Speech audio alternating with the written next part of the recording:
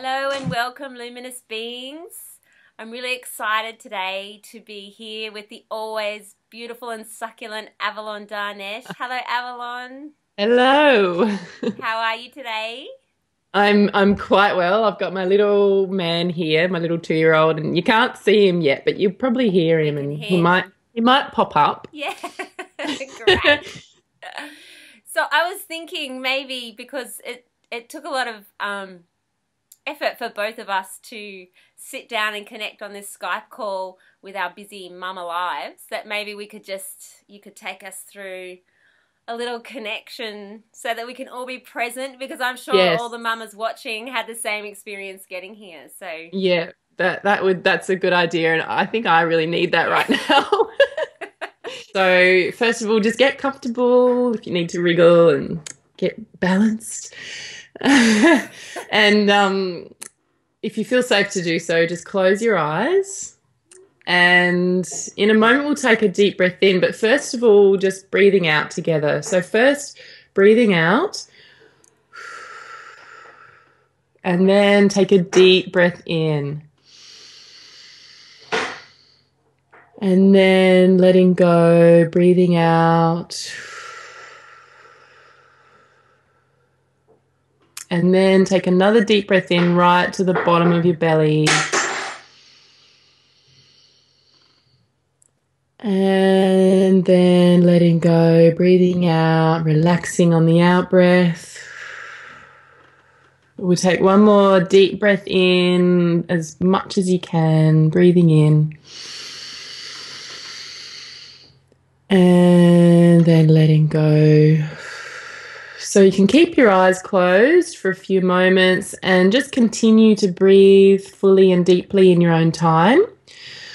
And so now just imagine the earth beneath you, solid and grounded and stable, being really held by the earth below, just feeling really grounded. And just breathe up that sense of just being present here, feeling that stability. And then move your awareness to the top of your head, to the crown, and have a sense of expansion, expanding your awareness to the space around you, and beyond that to the sky and the universe. So just spreading out this a sense of expansion and lightness. And the next time as you breathe in, just breathe in that lightness. Breathe it into your body. And also bring your awareness to your heart center. And breathe in to your heart area, just to really ground yourself in your own body, in your own heart. Just connecting with yourself, just being right here, right now, letting go of any thoughts or worries from the day, just being right here. So when you're ready, open your eyes and welcome to this beautiful space we're sharing together. Oh, thank you so much. Your voice is so grounding. I feel now. Thank you. Thanks, Avalon. Thank you. I'm feeling quite blissed out now. Yeah. I love on your website, I was just having a look at it while we were waiting to connect, and I love how you wrote, come and hang out and be inspired to blossom into the beautiful, radiant and divine woman you truly are, because life wasn't meant to suck. It can be fun Yeah. and beautiful and pleasurable. And it kind of made me think about the view that society has on motherhood and mothers, and how that's spilt over into how we view motherhood, that it is hard and it can be. Yeah. But how would you like to see motherhood redefined, and how would you like to see women viewing themselves as mothers? Seems that that's your passion. Yeah, absolutely. Well, for myself as a mother, I've gone through various stages of my journey to get to this point now where I really embrace motherhood as such a powerful and essential journey, when we have children, to really make it a focus and prioritize it. Because motherhood, as you mentioned, we've learnt a lot from our own upbringing from the past. So motherhood is really, I suppose, it's taken a back seat in importance in our culture. And also it's just been linked with all this sort of suffering and martyrdom, like mothers just need to give, and end up quite depleted. And the way I see it is that to be effective and really empowered as a woman and as a mother, we need to reclaim our own sense of self so that we can be like, fill up our cups, and that overflows so that we can be truly of service to our family and our community. So in that sense, redefining motherhood as a sacred path, and so that we are connected in our hearts and in our center. And mothering and being with our children is one aspect, but it doesn't define who we are, so it's like we bring a full sense of ourselves as a woman, with all the different flavors and aspects that we carry, and to bring that into our motherhood. So it's a rich journey. It's not just, wake up, make breakfast and do all the practical blah blah stuff, and at the end of the day just fall apart because been giving to everyone. But to really, it's really about being more connected, and it's just the conditioning that we've had. I know that I've had personally, and I've seen in our culture, is that mothers just need to keep going like robots and just keep doing what everyone needs us to do. And the thing is that we can be more effective as mothers when we're coming from a place of authenticity, and and part of that is learning our own boundaries and how to communicate more effectively. And this is a big thing about what I'm passionate about in supporting and inspiring mothers to be more of their true selves within their mothering journey, so that it's not like you do your mother stuff and then when your kids are in bed you can finally be yourself. It's like you actually bring yourself to the whole journey. And what are some practical ways to do that? Because I know some of it, or a lot of us, want that, and we understand mentally that that's possible. But then when it comes to the crunch, or we're stressed, or what are the practical ways in which we can do that? Because I know you yourself homeschool, so the presumptions about that would be that, like, oh my God, like that would just be so time consuming, and you must just, because a lot of people, when I let them know I homeschool, say, oh, how could you possibly do that? Yeah. So can you share with us all like practical ways, like things that you use every day, and how you communicate boundaries, how you do connect in with yourself, and do what it is you want to do in your life, as well as give to your family and educate your children? Yeah, sure. I'll share a few things. So a lot of it is, it starts with self-connection. So that's the first place. And awareness. So connection and awareness are the first two keys. And because, even myself, I'll sometimes find myself feeling stressed, because if you're feeling stressed, then it's like you start to go on autopilot and the old patterns just start playing out, and, you might get snappy. And if you notice that happening, the first step, like having that awareness, is the first step. Because if you don't have the awareness, then it's just going to play out and keep tumbling through the day. Yes. But just to go, okay, I'm seeing something happening that I don't want to happen. So just stop. Just stop and take a breath. And, I'm not about, you have to always be really lovey, fluffy, and colour everything in rainbows and talk in sing-songs. And, that's not real either. But it's like, okay, just check in with yourself. How am I feeling? Like in that moment, it's like, oh, I'm feeling really stressed, or I'm feeling really overwhelmed, or whatever it is that's real for you, is actually just connect in and how you're feeling and just name it.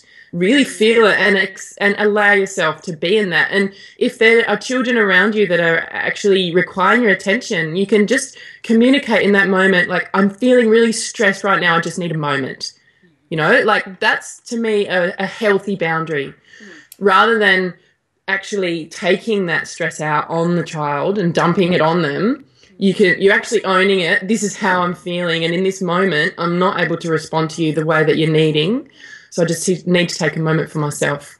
Yeah. And you know, that whatever comes up, just be with it. It's so important to just, as women, we are emotional beings. That's just, we're flowing, we're chaotic, you know, we're fluid, we're changeable, and that's actually part of the beauty of the feminine. So we make ourselves wrong for that a lot of the time, and we haven't been allowed to feel things. It's suppressed, so it's like, oh, I can't feel that, so I'll just lock it away or pretend I don't feel that. But that actually backfires, because it comes out anyway, or come out sideways. So the first step is just to connect in with yourself and be real. Like, how are you feeling? And name it and communicate that if it's appropriate. Even to, like, my little 2-year-old, I can say, you know, just not now, I just need a moment. And in that there's a connection. Like, I'm connecting with myself, I'm connecting with him. I'm not pushing him away, but I'm just asking for just a moment. And he might not understand it intellectually, but it's much better, because it's a challenging situation. You know, like, if we were in a tribe, there'd be someone else and go, look, can you come take over? But if we're not, then we do need to be our own damage control in those moments, you know, like, so that he's just seeing me and I'm here, and I'm not lashing out, but I'm just taking a moment. And, you know, by doing that, we're also giving our children examples of realness and how to deal with strong emotions when they come up. Just saying, this is happening for me. Okay. And that's real. And children love realness. Yes. You know, like, it doesn't matter if it takes 5 minutes longer to get the thing happening. If mum's real and there's something happening and she's letting me know that she needs that. And, you know, in the first few times you do that, it might be a little strange if you haven't done that before, but my kids are used to it now.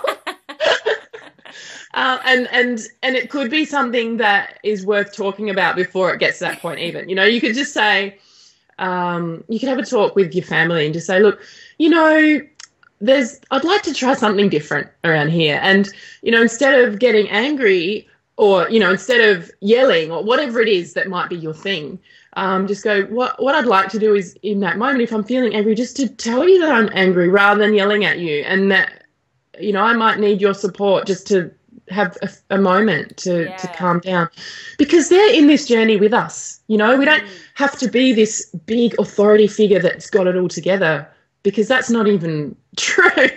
You know. Damn. If only I had it all together. Yeah. But, you know, it's real. We're human. We're on this human journey, and we have all these things that happen, and, you know, the moon cycles, everything. Yeah. It all plays a part.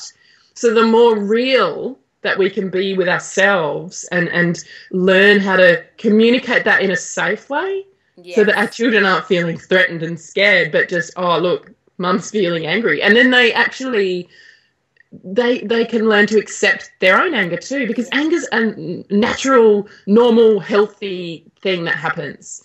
And it's the way it's expressed that can be unhealthy or dangerous, you know, depending on the circumstances. So it's about having safe and healthy ways to express emotions. So, yeah, as I mentioned, it's like self-connection and connecting with the other. And it is helpful to learn new ways to talk, to connect. And I use nonviolent communication quite a lot. I find that really useful. And even without needing to understand all the exact phrases or anything, but just the intention behind it is, it's about, okay, I'm feeling how I'm feeling, how am I feeling, and what am I needing? And communicating with the other person with the intention to understand them as well. So, you know, if someone's out of sorts, then you can speak with them in a way that's seeking to be understood. So you're not sort of labeling them and judging them and criticizing them, but just observing and seeing what you're saying what you're seeing. Like, you could, if a child's really having a total meltdown and crying or having a tantrum, just say, I can see you're really upset right now. You know, you wanted to have an ice cream and I'm saying no, and you really want one, and I can see that you're upset.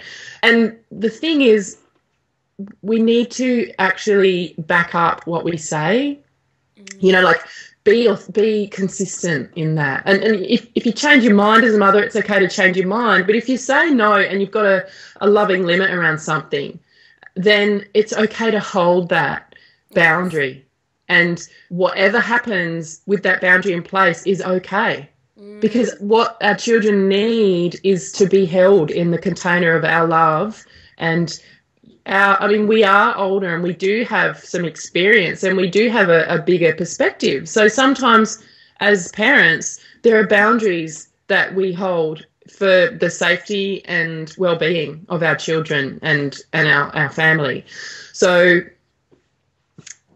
being okay with other people's expressions of emotions when we hold a boundary is important too, so that we don't go, oh, you're sad, oh, okay, you can do the thing or whatever. Just, you can connect with the child in a more effective way by just being present to them and accepting their emotions, and it's being okay with it. I see you're feeling sad and you really want that to happen, and that's not going to happen right now, and you're really upset about that. And that's all you need to say, and then you're there. Yeah. You're there with them in their sadness. You're not trying to fix them. You're not trying to make up for it. You're just there. And in those moments, what we did in the beginning of this call was just to take a breath into your heart. Just all you need to really do is be here now. Just be here. Just take a breath. And then another thing that I've found helpful, especially if I'm feeling out of my depth, like if I'm just like, oh, what's going on? What's next? I don't know what to do. Just, that's an indicator that if I act from that place, I might go into some sort of panic or some kind of reaction.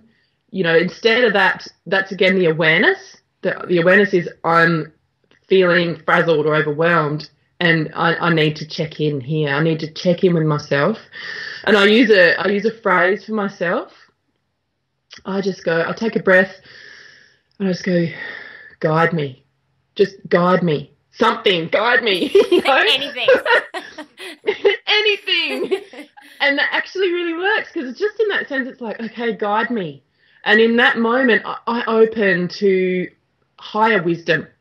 You know, I open to being guided by my own heart. Perhaps that's what it is. You know, whatever your belief system is, whether it's religious or spiritual or whatever, like it's just bringing me into the moment so that I can just come from a more connected space in response to whatever's happening. That's really helpful. And I find when I first started, one of my children in particular really expresses quite boldly their emotions when they're having a meltdown. Very diplomatic. It was so interesting when I was sitting within that, what came up for me because of society's view on emotions and how they shouldn't be shown, and how you're not in control or you're not coping, or all of these judgments that were going around in my own head that are a part of the bigger consciousness. So that's a really interesting thing that can come up for us as we begin. And even when we've been doing it for a long time, what still comes up as you're watching someone else just openly rage. Definitely. And particularly if from your own childhood you were stopped. You like if it can bring up unresolved stuff. That's what happens. Like if we see someone in a full expression of a strong emotion, any parts of ourselves that haven't allowed that to move through, it can get activated. You know, if we were told to stop it and be quiet and stop crying and don't be silly, you know, if we were 3 and something that we felt really emotional about, and someone stopped us, then it's like that's still stuck in there. But the beauty of being human is that all those emotions can flow so freely once we let them. So that seeing the trigger, like if someone's really having a meltdown and you look at them and you're like, oh, and it might stir stuff up in you, it's really an indicator that there's something in you that's ready to move through. So that's not stuck inside you anymore. Because when we're really in our heart, we can just be completely calm and present to whatever's happening around us. We can be unconditionally accepting and loving.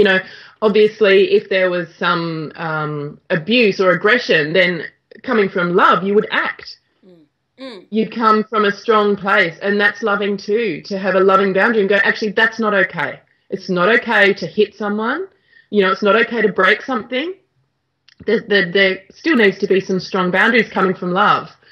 But if someone's like just in an emotional process, you don't need to stop it just by accepting it. And what I've found actually happens for my children is, like, just say if someone falls over and they really hurt their knee and they're like, oh, my knee, and I'll go to them and it's like, I'll sit with them and go, oh, that really hurts. It looks like you really, really hurt your knee. And they might have this big, like, oh, yeah, it really hurts. And then it's like all this, cry comes out, and then it's just gone. Because they've just been totally seen, heard, validated. That last bit has just all poured through, and then they're completely free of it.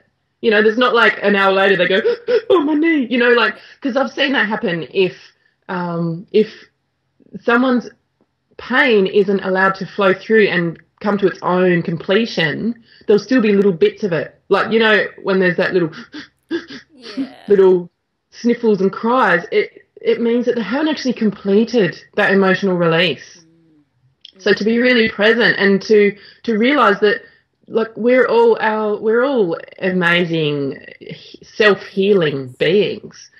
Emotions and tears are ways to heal pain and to feel things, and as parents to hold a safe container so that our children can be really free to express whatever's happening for them.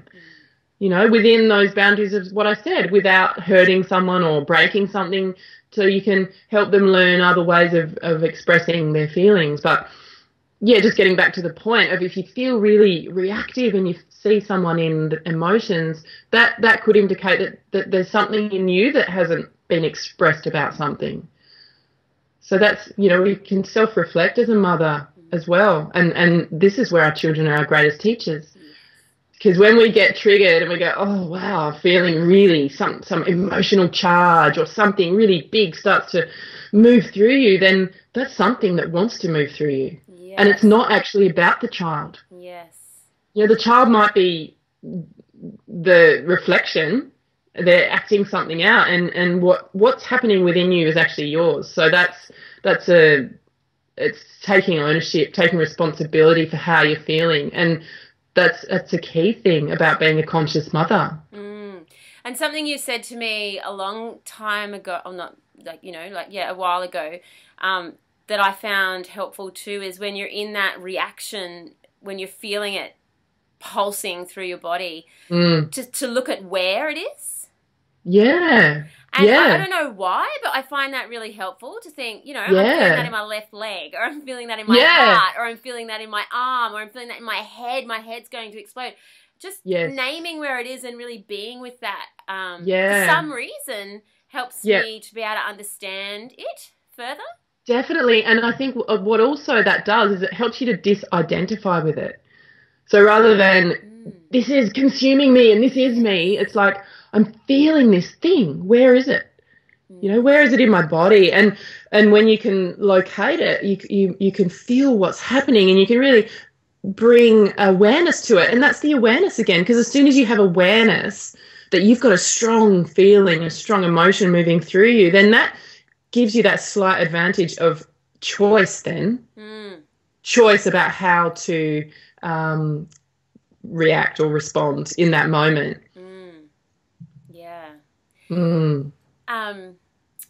Something else that a lot of women express that I hear, you know, in women's circles and just friends chatting, is finding time for their own passions and also connecting in adult relationships, say with your partner or friends, where there is your own time, you know, own time.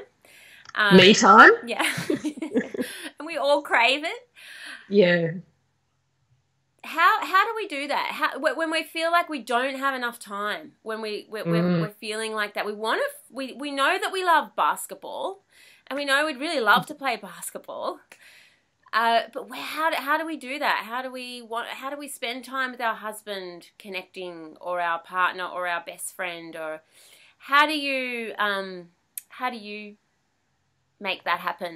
Yeah, well, I acknowledge that it is a juggling act, actually, you know, because I believe that we're meant to have more than one woman in a home. And we've had the best gift lately of a friend staying with us for a few days, and it has been amazing. The difference, just the load has lightened. There's an extra pair of hands in the kitchen. There's an extra person to be with the kids. And I understand that that's actually not the reality for most people. Yeah. So I think it's really helpful to understand that we're living in a way that's actually, it's kind of dysfunctional. Like, just to accept that, and to be that we actually don't need to be everything all the time. And the thing about me time is if there's something really important and you actually need support around that to get me time, you know, from another adult, or the other thing is to be creative. Like, we've got 5 children, homeschooling, work from home. It's like me time basically barely exists. So, so what I actually need to do is it's like me time is self-connection. You know, it's like being in my body, doing what I want. So I actually need to integrate me time into family time. This is the key, I think. And the passions, you know, I work from home, so if I can set my children up with something, I find that if I spend a bit of quality time with my children, make them a priority, really, so that they're feeling my presence. I'm there, I'm with them. And I'm also communicating with them, saying, look, I'm going to do this with you now, and then I need to do something else for half an hour, and, you know, only come and get me if you really need me, but I would really prefer not to be interrupted. And they are amazing at respecting that. And this is where it comes down to respectful communication and asking for what you want. Yeah. You know, it's just asking. I've been amazed. It's like, oh, wow. You mean that could happen? Like, I could actually get a half an hour without someone asking me something. It's amazing, but you might need to be creative. Yeah. And say, and with the little ones, like with my little Zenon, he's 2, say if I want to do something on paper, because the computer's like a different thing. It's like as soon as I get behind the computer, I'm in another, you know, it's like that's their, Mum, I need you. Yeah, but like, so it's a lot easier to do things like physical things, say at the table. I can set Zenon up doing something side by side me. Like, I'll get out, he's got a little sketchbook and some crayons, and do you want to do some drawing? And Mummy's doing some drawing, which is, you know, tax. You know, whatever it is. That and sometimes it is drawing.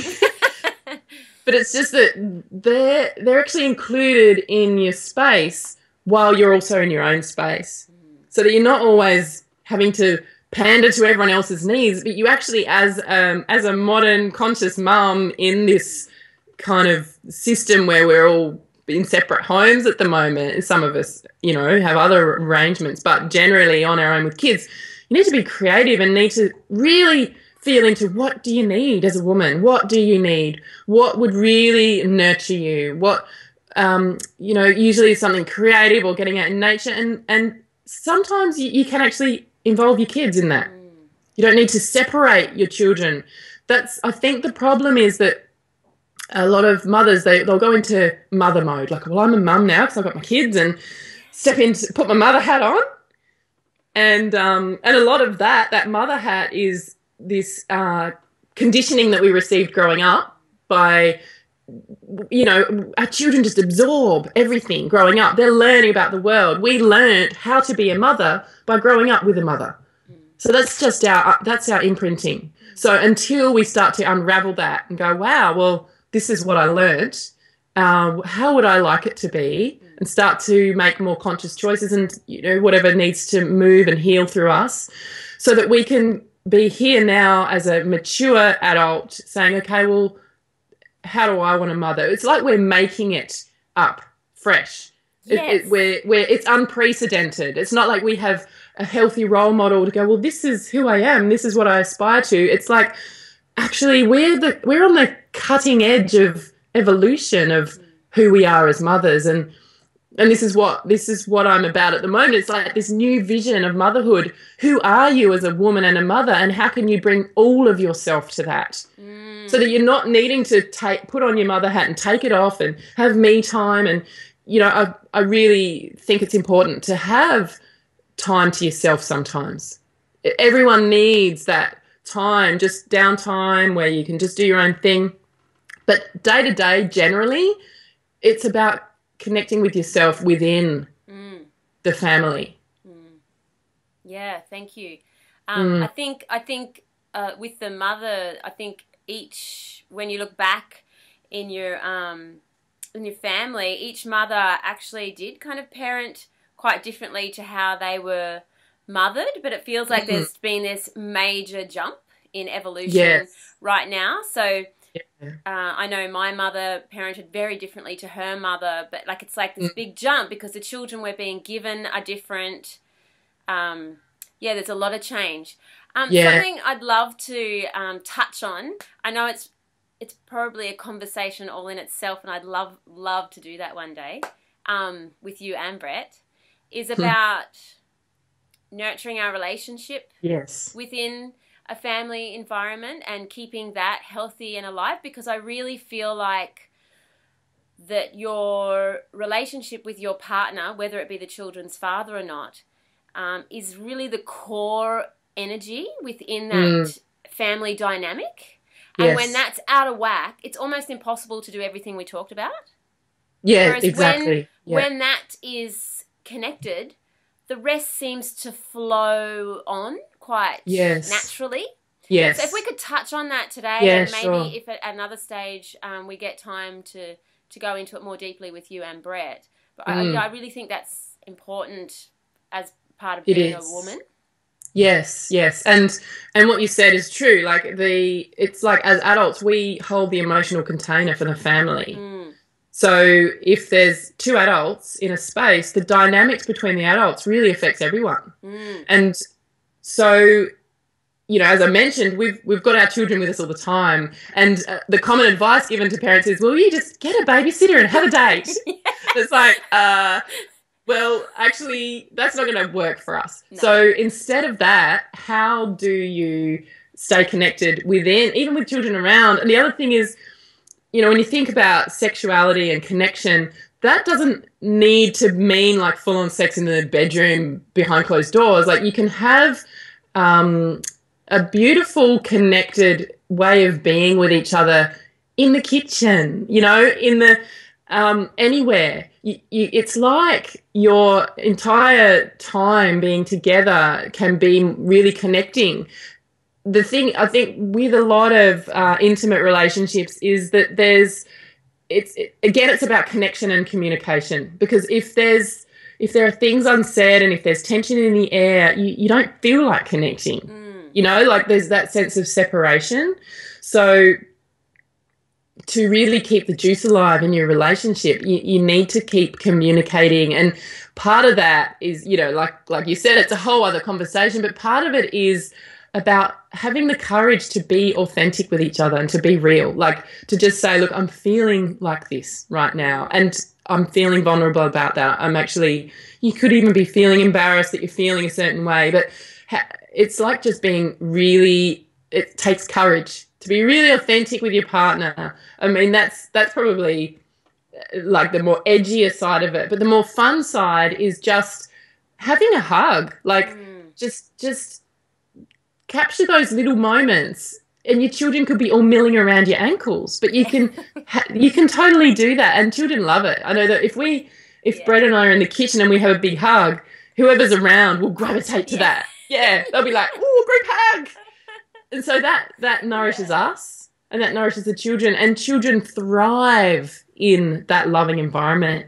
They feel so safe and secure when the parents have that sense of connection. So that's really integral. You know, that's integral to a child's sense of security and sense of place.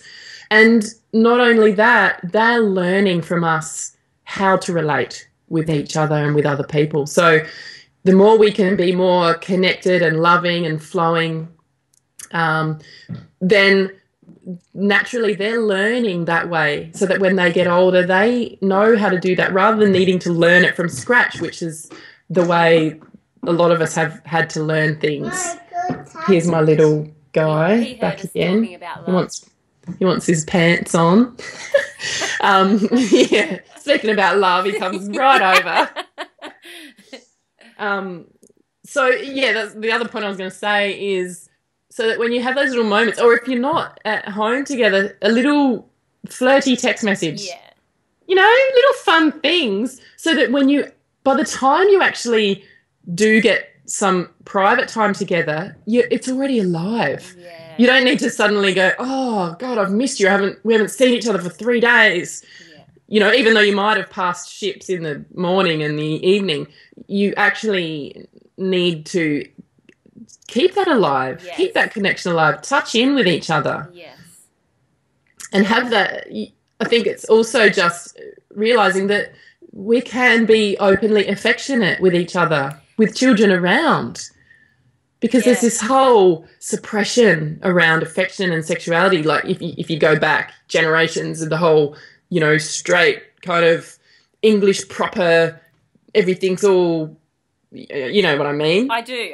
All withheld. Yes. All withheld. So to actually go, in front of even in front of anyone. Yes. I don't even know what happens in the bedroom. I don't want to know. But like just that freedom to just have kisses and have hugs and cuddle on the couch. We'll cuddle on the couch and the kids will all pile up and it ends up being a big mob, you know, and they just love it. Yeah. They love it. So you can have fun and affection in the same space with children around, and it nurtures them, it serves them. It does. And you obviously, you're a mature adult, you know what's appropriate and what's not appropriate.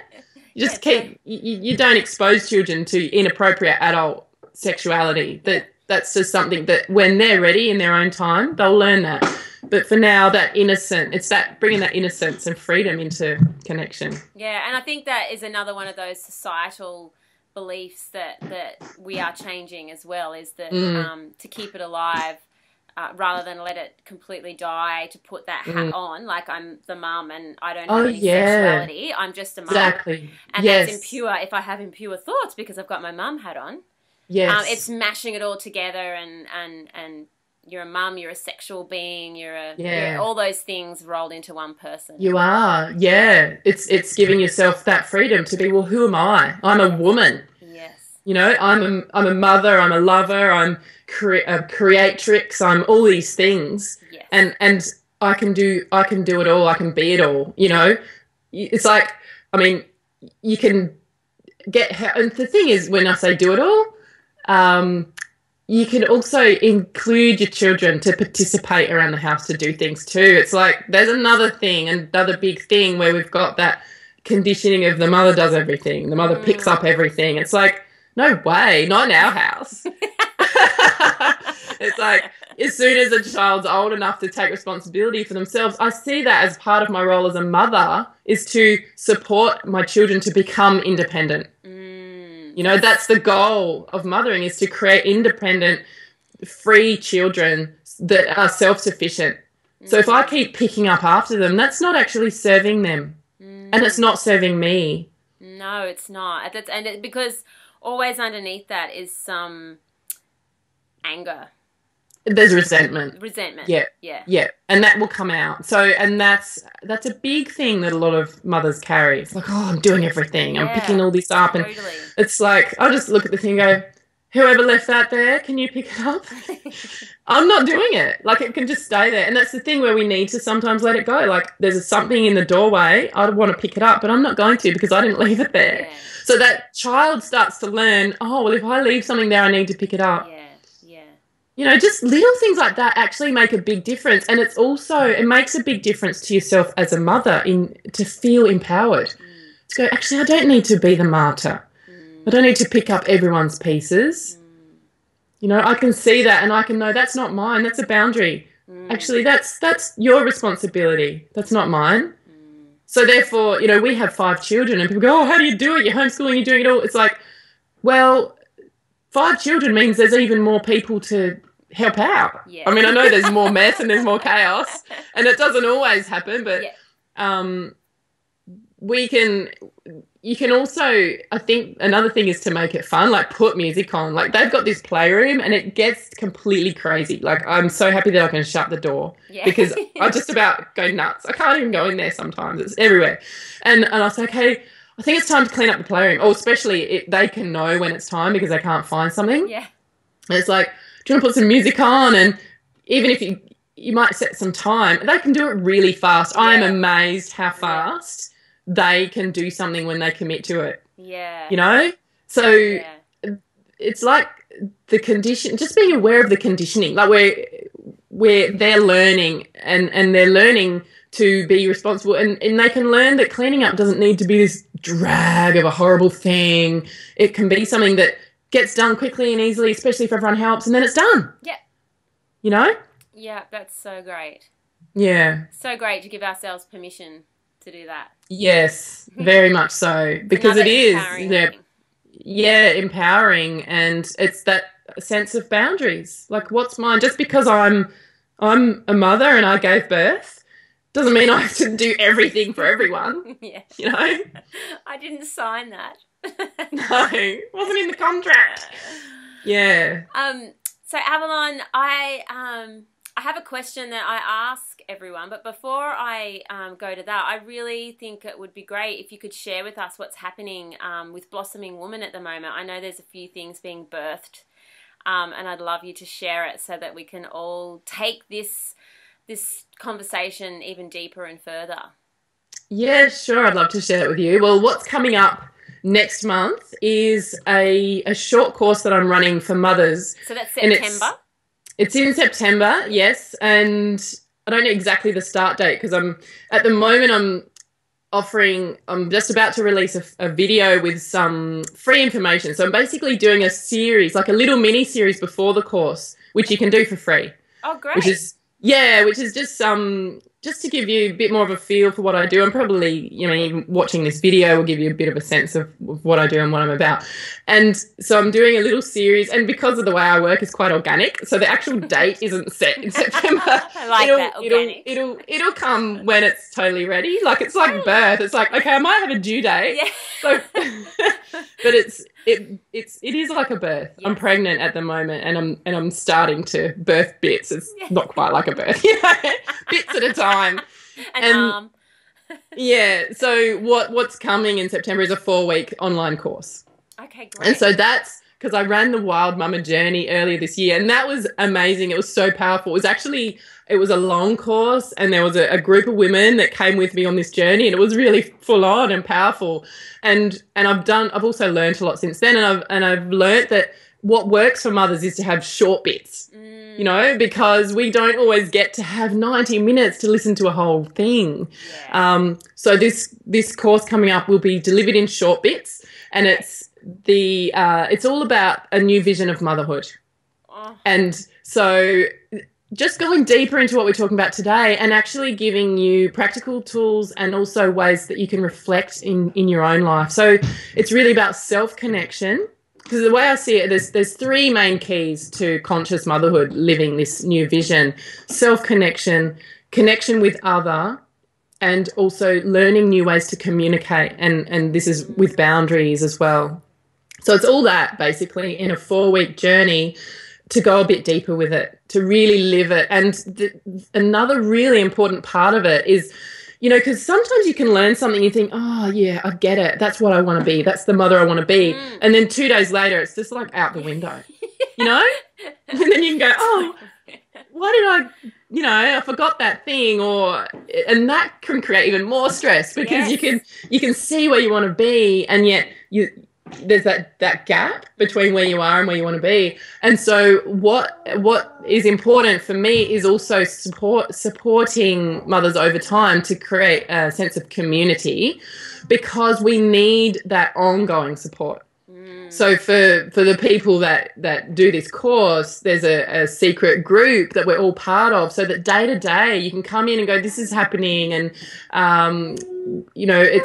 it's getting that feedback and staying on track, because the old patterns will come back so quickly. Oh, they do. Especially if you feel stressed. So to have that tribe and that community and people that you can relate to who are on that path to really hold you. It's like we hold that container for each other to keep growing. And it's because it's the road less traveled at the moment. Yes, it's that cutting edge. So it's creating like a cyber tribe, because we're all spotted, but it's a tribe because it's like-minded, which is definitely, which is what a tribe was. Yeah. And it works in our modern way. It means that when you have that 5 minutes, you can hop online and you can connect in. So that you can do it from home, so that you can have your kids around. And so it works. So that's part of it too. So it's a 4-week journey and the community, the ongoing support, which goes way beyond that 4 weeks. Yeah, beautiful.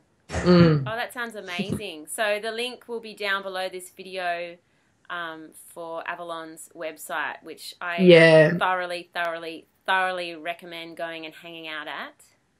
Yeah, so my website, it's www.avalondarnesh.com. So you'll have that up on the I'll have a link. Video. Yeah.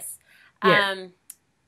Now the question that I'm asking everyone is about vision as well, is creating a new vision for how we educate our youth, because I feel like the school system is failing massively. But homeschooling isn't always, people aren't always able to do that. So I'm creating a new vision for how we can educate our children. And I'm wondering what Avalon Darnesh's vision is. Wow. Well, my ideal vision. Yes. Because we homeschool, and I know that, with every choice there's pros and cons. Yes. My ideal vision is that there are spaces where children can gather. Yes. And they can choose when to be there. So if there's enough people, I mean, maybe there's set gatherings or something, but it's not like rigid, like you have to get there every day at this time and finish at this time, and you all got to start and stop everything at the same time. I don't believe that works. But I really believe that having the essential ingredients are freedom, collaboration, creativity, resources, inspiration, all those factors coming together, so that there's places where people, like maybe there's like a youth hub or something where you can arrange to meet with groups, and you can work on projects together, or you can just go there to hang out because there's all these resources, there's libraries and computers. And I'd love to see like educational spaces, not in the traditional form like a school, spaces where kids can go to and collaborate and do things together. That would be awesome. I mean, my even to extend upon that vision is to have communities where we actually live in more closer together. So we're within walking distance to each other's homes, and the kids can spontaneously gather and work on projects and stuff like that. That's probably my biggest vision. But it's sort of, I suppose it's like we take one step at a time and take the practical steps as we get there. Yeah. And I think it's really important for us all to start questioning that and having that bigger vision, and then taking the steps we can to reach it. So we're actually moving somewhere. We're not just floundering in this dying. It's just not working. Yeah, the other thing is, like, just say there were 10 families, for example, who were sort of in a collective, then each parent would be involved to some extent, but they'd also have time out of it. So if there are a number of adults involved, then that means that the children get this quality of care, and plus the adults get that time with the kids and away from the kids, which is what we need. Yes. So that's part of my vision. Yes, and children learning from people who are passionate about what they're sharing. So like a photographer is fully passionate about photography. It's not the science teacher who happens to get photography thrown in and he goes, well, this is how a camera works. It's someone who's just, let's do this, we can create this, or a gardener or a musician or whatever. Or Avalon Darnesh talking to girls who are 15 who are like confused and going, what the hell's going on? There's someone there who's fully there and passionate about it and in total presence and support of what they're learning. Absolutely. And that's the way our children learn, is by immersion in real life. Yes. Just gravitating towards something, because they learn so fast when they're interested. So it's about having opportunities and resources and people who are, it requires adults to be living their passions. Everyone doing what they're here for and loving it, so that it naturally spills over, and whoever's by that person's side can catch that enthusiasm and go, wow. And so it's like living by being led by their fascination. Yay. Sounds amazing. Let's create let's do it. Well, it's been so great chatting. It's actually like one of our chats, but we just videoed it today. Yeah, exactly. Thank you so much, and I look forward to chatting with you and Brett one day soon. Thank you. It's such an honour to share this space. Thank you for the invitation to have this conversation. Thanks, Avalon. Thank you. Soon. Bye. Bye.